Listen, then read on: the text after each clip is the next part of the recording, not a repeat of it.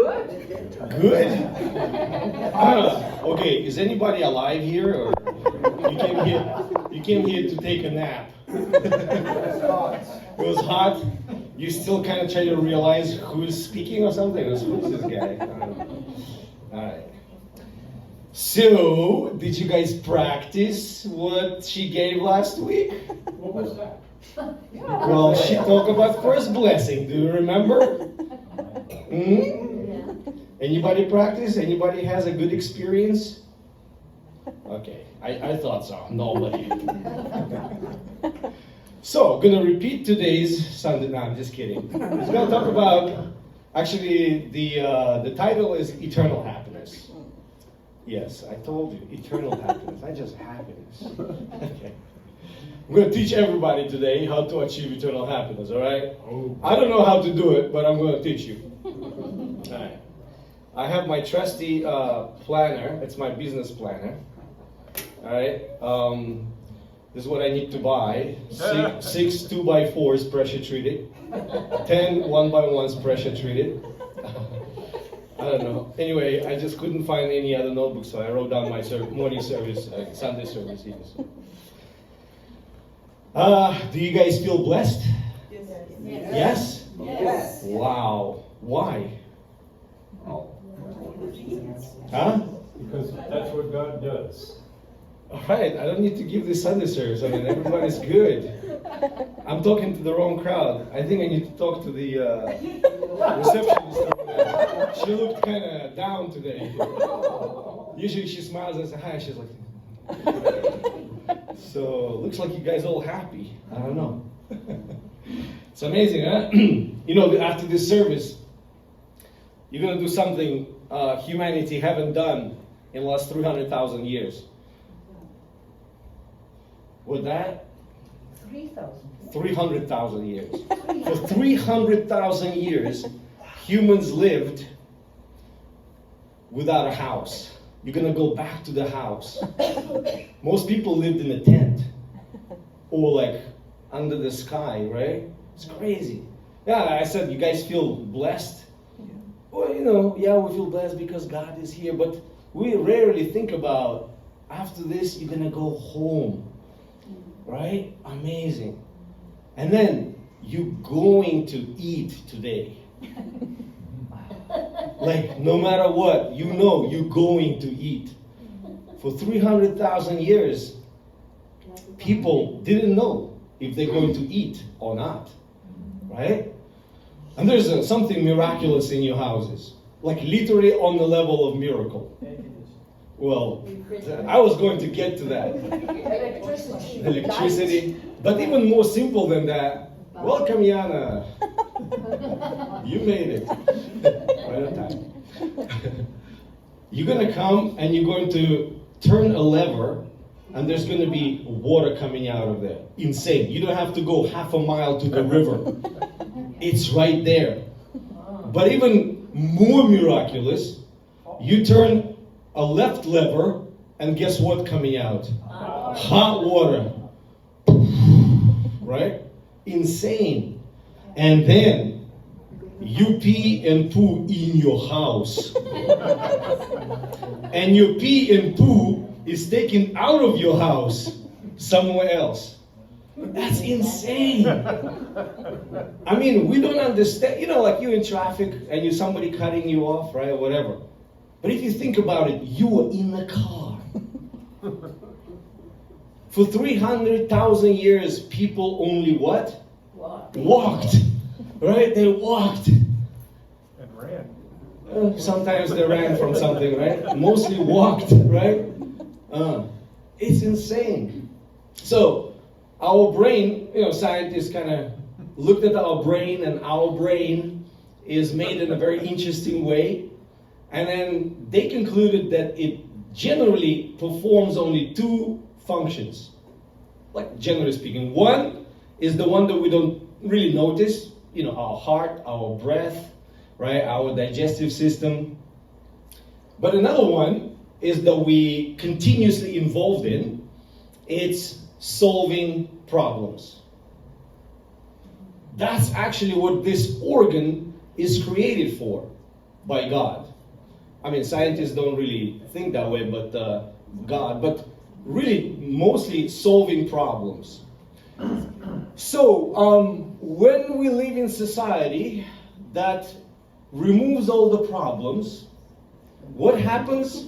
Our brain loses its purpose, right?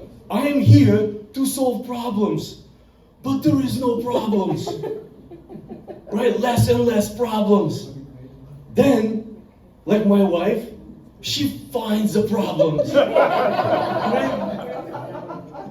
I'm sorry. Or your wife, or your husband, I don't know. So like, when you don't have a purpose, you're gonna make one, right? Because it's like, ugh. So when your brain doesn't have a problem to solve, it will make the problem, right? So it's kind of a little bit sad in a way, right? But it is like a primitive, what's it called, lizard brain, right? That we have, right? So they're always solving problems. So the goal is how to rewire that system. It's okay, we don't need to like run away from it, because humans for, I don't know how many thousands, hundreds of thousands of years try to survive, right? Just to survive. Right now we thrive. Like I said, you go home, you take air conditioning, you have electricity, you have your amazing miracle devices that are recording me right now, right? Amazing. But back then, just to eat, just to drink, just to poop and pee, you could go out of your tent and pee and be killed by a bear. Now your bathroom is very safe. Right? I don't know, maybe you. So, this is like, you have to solve these problems, right?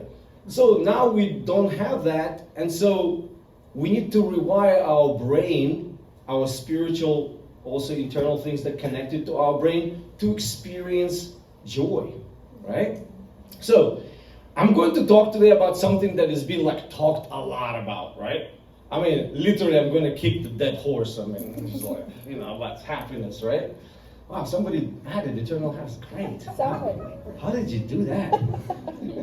Miracle. Not a miracle. It is a miracle. Yeah. So, Anatoli, yes. solving problems is the male brain. Yeah. The female Well, brain, Talk to my wife. Talk to my wife. I mean, she creates them. I solve them. Better watch it. I know. You're right. But all the comments and questions at the end. Okay? Thank you. After this lecture, we invite you for cookies and tea. I know you have a lot of questions. You just came off the street, yeah? This is very new for you, I understand. Okay. But I would like to expand a little bit more on 3 great blessings, right? So, I mean, it is in the realm of that. So we're still in that, right? We're touching upon 3 great blessings. And then it's funny because divine principle catches our attention from the very first sentence, right? What does it say? Everyone's trying to attain Without a doubt. happiness and avoid misfortune. fortune. Right. So like, it's amazing. I was thinking about it. So what a brilliant sentence. It's like, I mean, I don't know, it's like catches you right off the bat, right? And then if you read the whole introduction, it's like, I mean, I don't know to you, maybe, but to me it's like a work of art. I mean, the way it's written is insane. And sometimes we just sit and read it, just like out of enjoyment, because it's so beautifully written, right? So, and then divine principle takes a stab at how is happiness achieved, right? What makes us happy?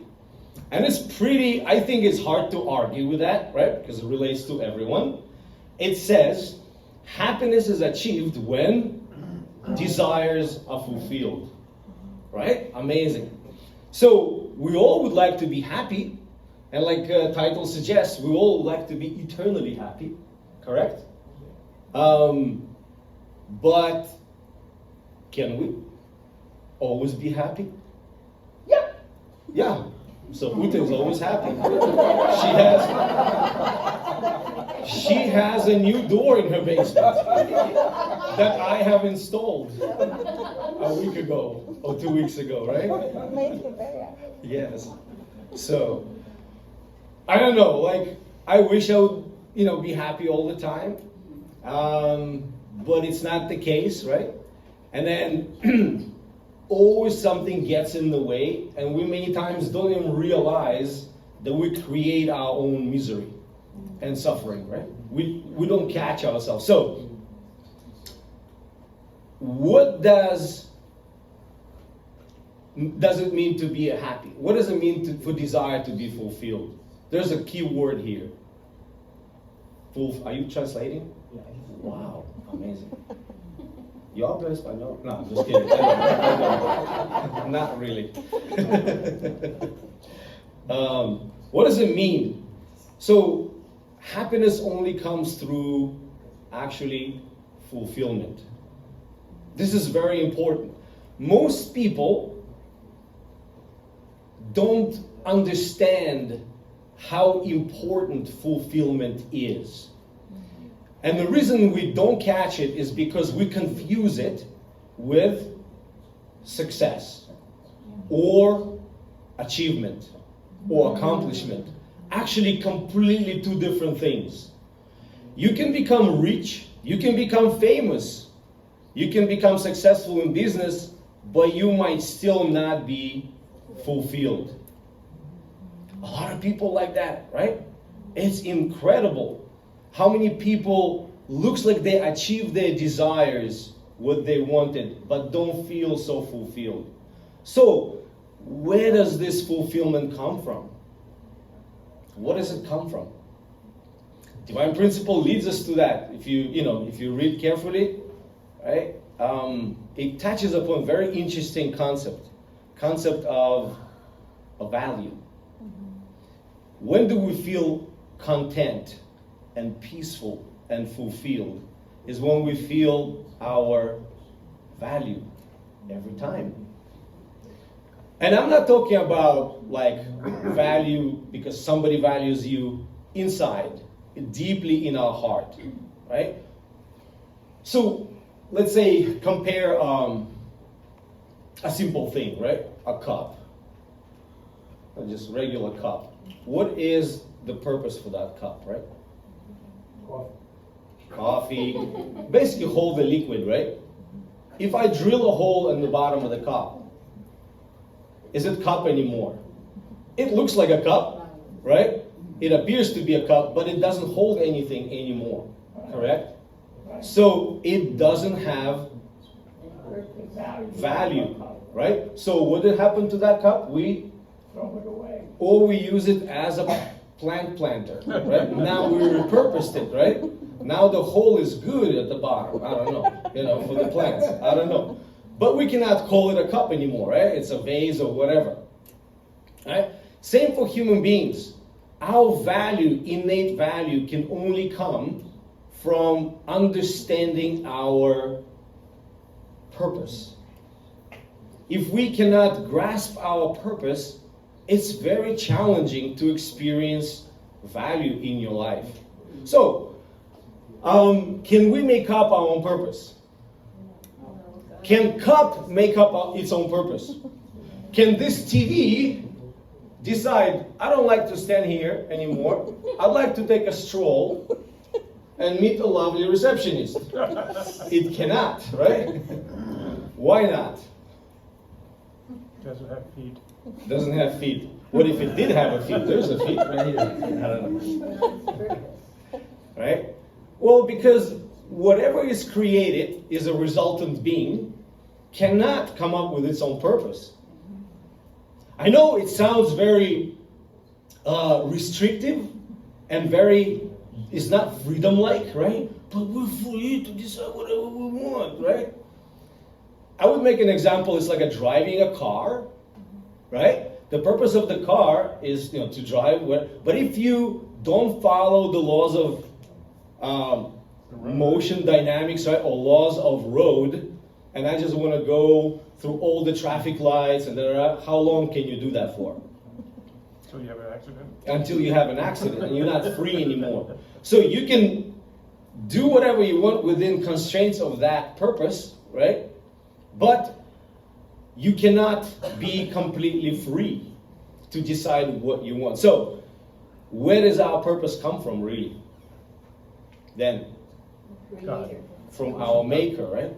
So for a lot of people, including me, this actually Sunday service is for me, because I was sitting there thinking, what would I would like to hear? And I thought, I'm very unhappy in my life, so let me teach myself how to be happy. No, I'm pretty satisfied and happy, actually. Very happy in my life. So I thought, let me share how I achieved such amazing bliss. No, I'm sorry, I'm just full of myself. Oh gosh. Okay. So actually God gives us so much purpose, but many times we don't think about it. We think about, what can I do to make myself happy? We chase this feeling, but happiness has nothing to do with the feeling. Like I said, everything has to do with fulfillment. Feeling comes later. We choose many different things in our lives, right? To make money, to be famous, to buy this, to buy that. Even things like war that's going on right now in Ukraine, right? It becomes everybody's almost obsession, right? But in most of the times you cannot do anything about it. Right? You're focusing on things that actually make us unhappy in our life. And very rarely we ask God, what is your design for me? What do you want me to do in my life? And Principle answers that very clearly. When you were a baby, you don't remember that, but just ask you, just in case you do, what made you happy? When you were a baby, sucking on your mama's titties. Yes. Huh? What made you happy? Just being there, right? Just being there with your mom. I mean, looking at babies, my wife showed the cute babies, right? They're very content. Once they see their mom and they receive the food and they see a loving eyes of their mom, and then they see how much their dad loves the mom, they feel safe, content. How about, what does make husband and wife happy? When husband solves the problems of the wife. And what makes husband happy? When the wife doesn't come up with new problems. I don't know. Huh? Then he has no purpose, right? I don't know. Anyway, loving relationships, right? Loving relationships. So if baby doesn't feel safe, that relationship that kind of concept transfers into your life. Right? Everything is unsafe. Everybody's out to get me. That was my upbringing, my life.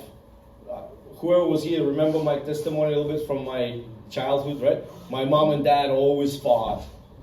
Right? And then when my dad would come home, I would always feel, will he beat up my mom today or not? Will I be today defending my mom or not?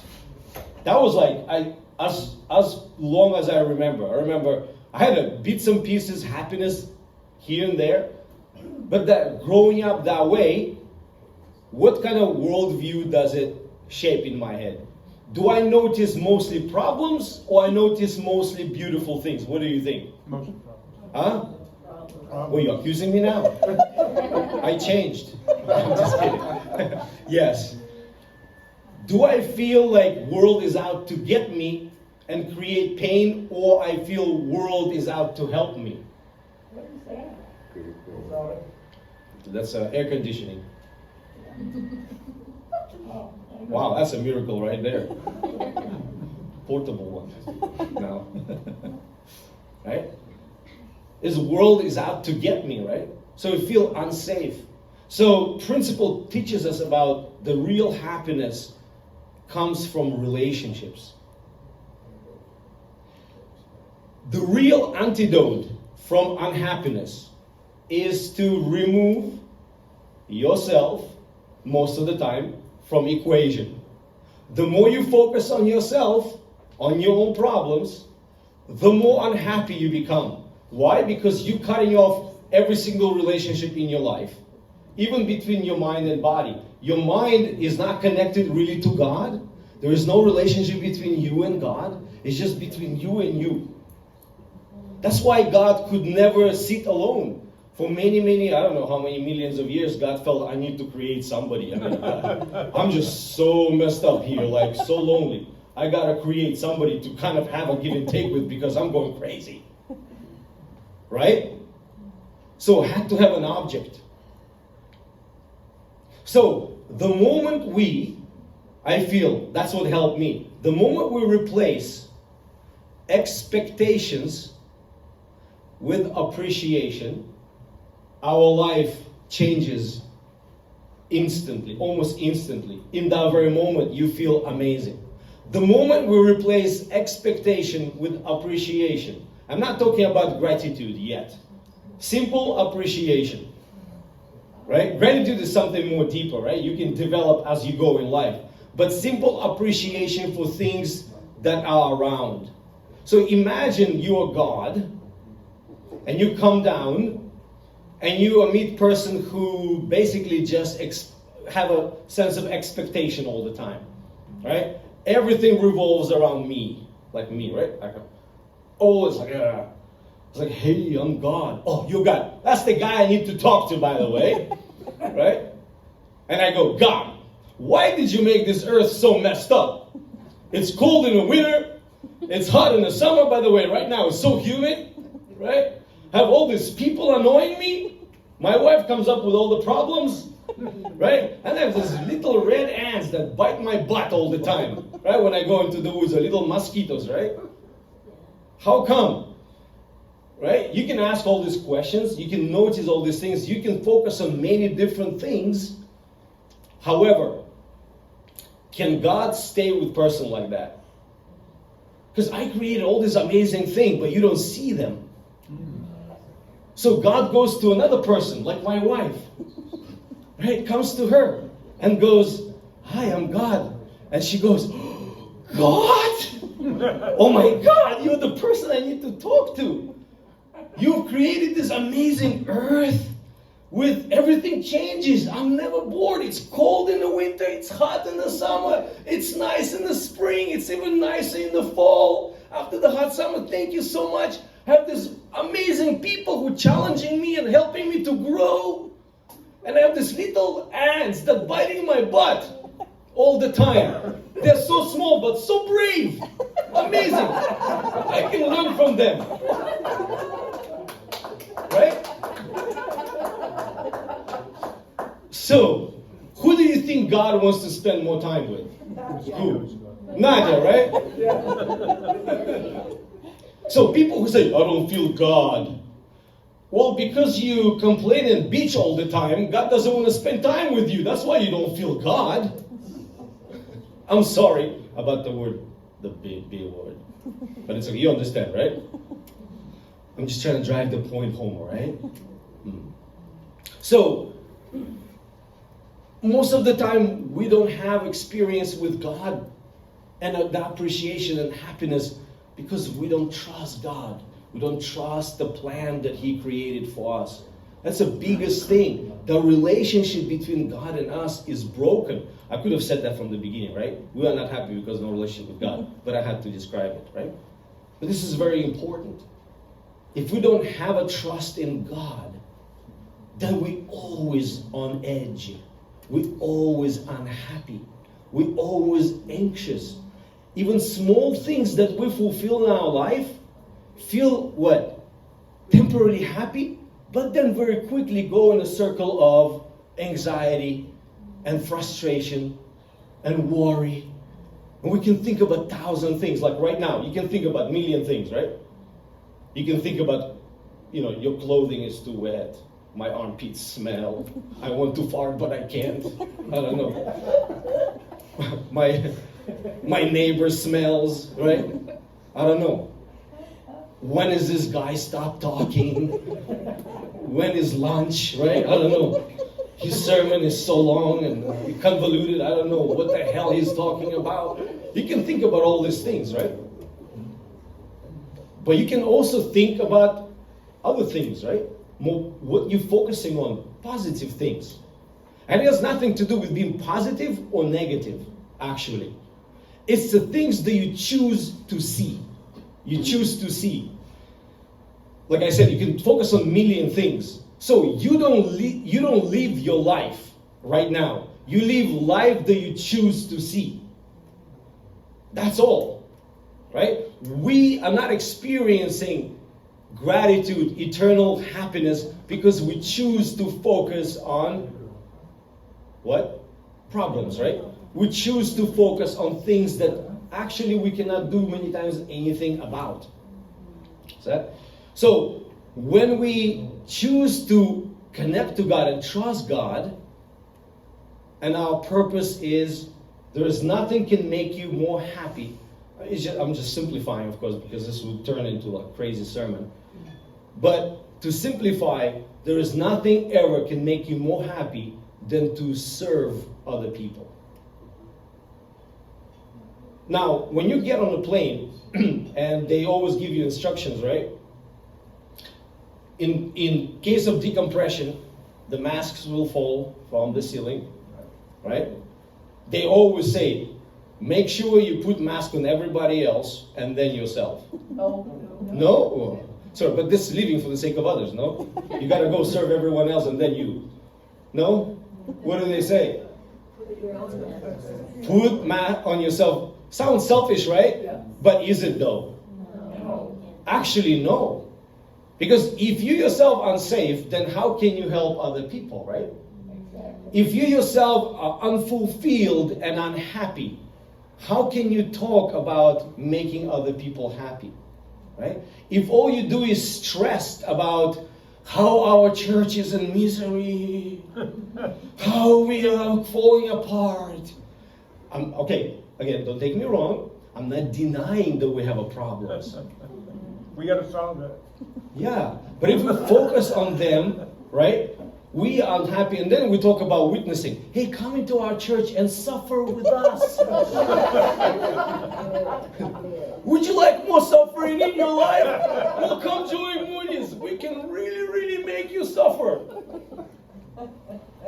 I mean, I'm sorry, but that's what we do sometimes, right? Or most of the time. Right? We don't live a happy life ourselves as Unification Church members because most of the time we don't notice good things that we are blessed with. Right? We don't trust. Okay, it's going to sound strong, but we're utterly out of trust with God. We don't trust that God is here. And so, relationship with God, or any relationship, if I have a relationship with my wife, it has to start with trust. She has to trust me that I'm going to keep my word, right? I have to trust her. So I'm trying to fix the attic already for 3 years. She doesn't trust me anymore. So like, I cannot do that. But, you know, so every relationship, but after that, it's very hard to stay with a person who is not appreciating what you're trying to do for them, correct? If you only see problems, or even if you see blessings, but you interpret them as something that is a problem, it's very hard to be fulfilled and happy in life. So, we need to ask ourselves every day, what is my purpose? My purpose is to create a beautiful relationships, first of all, between my heart, my mind, and God. And I want to develop relationship of trust with God. No matter what happens in my life, I'm going to trust God that everything turns out to be okay. Amazing. Some of you are quite experienced here, right? I mean, age-wise, right? I'm not going to say old, but experienced. I'm getting there, right? And you know how many times I thought to the past or worry about the future, but I'm still here. I ate 3 times a day. Actually, most of my life, God took care of me, right? When big change happened in my life, I thought, that's it, my life is over. I'm going to lose my house. Amazing. It's been almost what, year and a half, 2 years? And actually, I'm better than before. Amazing. When you think about it, like God is really, really taking care of us. But is it easy to be with a person who you take care of, and that person always ungrateful, always anxious, always complaining? How about now, God? How about now, God? How about now, God? Like, I hate talking in front of people. Like, I don't know. I just don't like it.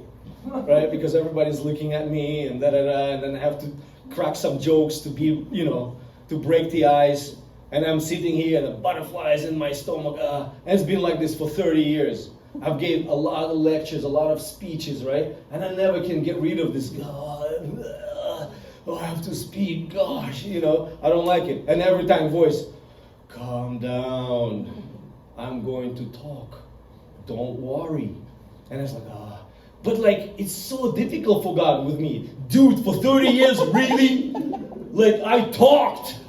How many times, right? You gotta learn. But I don't learn because I grew up, it's very difficult to switch, right? I create problems in my head, right? And I worry. And so, if you want to live a right kind of life, do not focus on wrong kind of things. You live a wrong life because you're looking at the wrong things. If you look at the right things in your life, instead of seeing a conflict everywhere, instead of seeing a problem everywhere, turn around and look at something else. When we focus on the wrong things, we erase the good things in our life. But the same thing, if you focus on the right things, you erase things that are what? Dark and problem and making you uncomfortable, right? Doesn't mean to ignore the problems, but you can approach the problem from not lizard brain, but from God's and daughter's, son and daughter brain, right? God will guide me through this. Our Heavenly Parent will push me through this. Absolutely. When I walk forward, the solution will open up every time.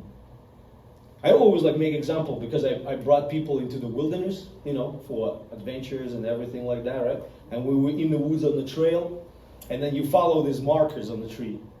There's trail markers, right?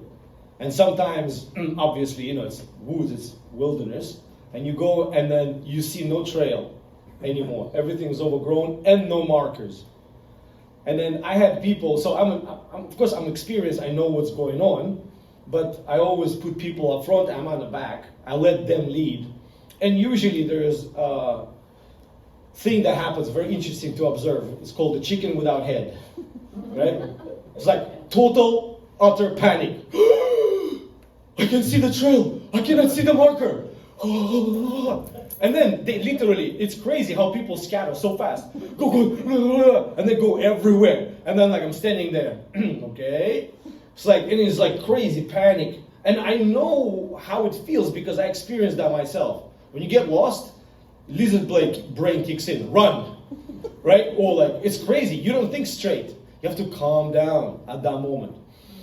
Breathe in, breathe out. Let's make a couple steps forward. Okay, let's go forward. I can understand, you see no trail, fine. Let's push a little bit further. And it goes through the woods, and then right behind the bush, there's a trail.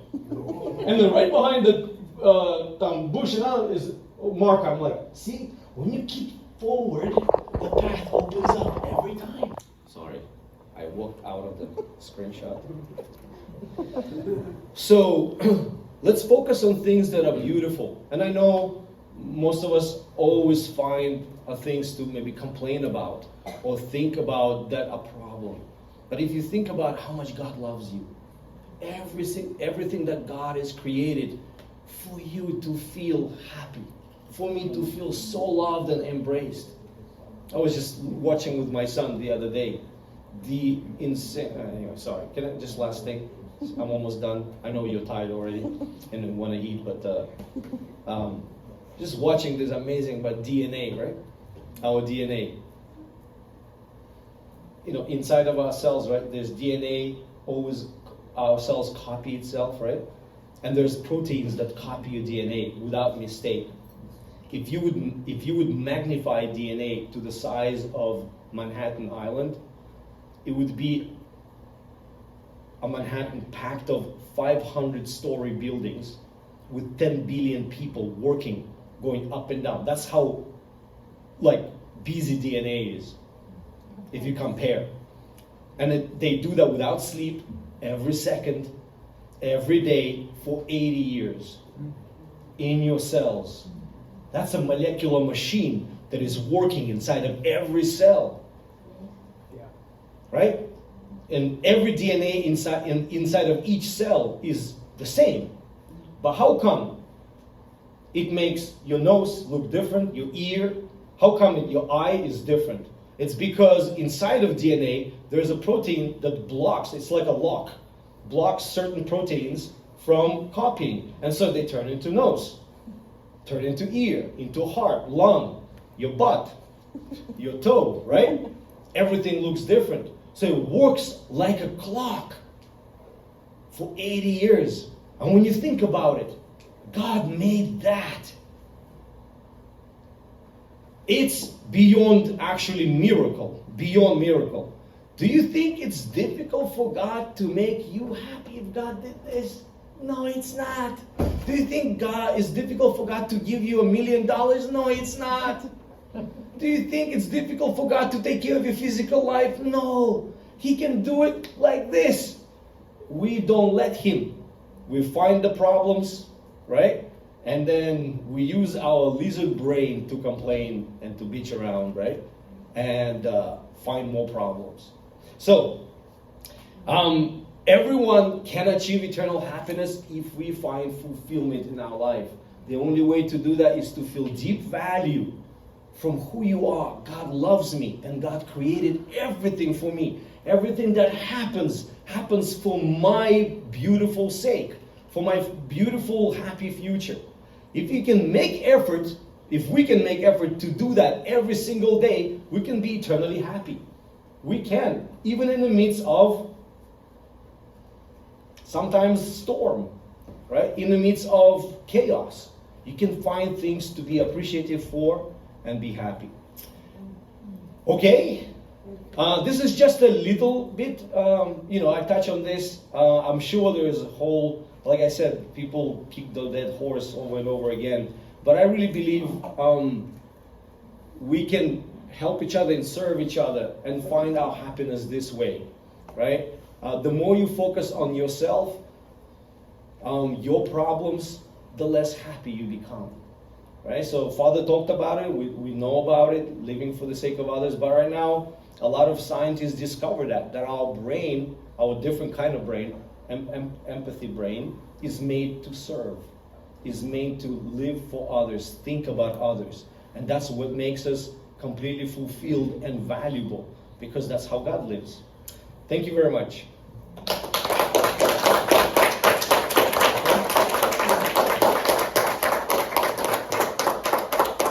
Okay, let me for prayer. Wow. Okay, one more time. That felt really good.